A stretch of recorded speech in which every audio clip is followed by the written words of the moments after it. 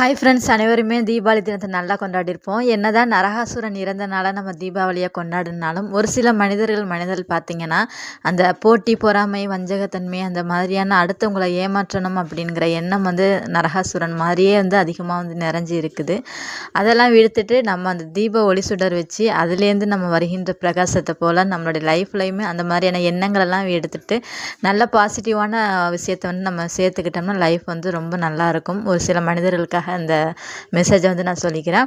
நேற்று பார்த்திங்கன்னா சூப்பராக தீபாவளி பண்டிகை கொண்டாடியாச்சு. மதியம் ஸ்பெஷலாக பார்த்திங்கன்னா எப்போதும் போல் தான் மட்டன் கொஞ்சம் எடுத்துகிட்டு, மட்டன் நம்மகிட்ட அதிகமாக சாப்பிட மாட்டாங்க, கொஞ்சமாக தான் எடுத்தோம், ஒரு 1/2 kg போல். அப்புறம் சிக்கன் எடுத்துகிட்டு எப்போதும் போல் ரசம் வச்சுட்டு மதியம் சாப்பாடு ஃபினிஷ் பண்ணியாச்சு.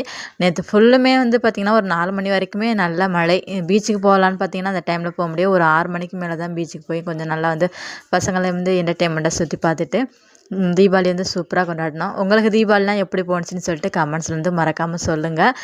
நேற்று பார்த்திங்கன்னா ரொம்ப ரொம்ப சந்தோஷமாக இருந்தது, மனசுக்கு நிறைவாக குடும்பத்தோட ஹாப்பியாக தீபாவளி கொண்டாடினோம். இதோட ஃபுல் வீடியோ லாங் வீடியோவில் பார்க்கலாம்.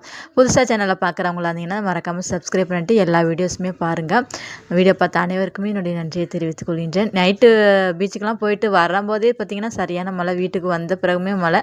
கொஞ்சம் கடைசி ஃபைனல் டச்சாக ஒரு 2-3 புஸ்வானமும் அப்புறம் மத்தாப்புலாம் கொளுத்திட்டு பார்த்திங்கன்னா என்னோடய தீபாவளி பண்டிகை சிறப்பாக முடிச்சிட்டேன். வீடியோ பார்த்த அனைவருக்குமே நன்றி.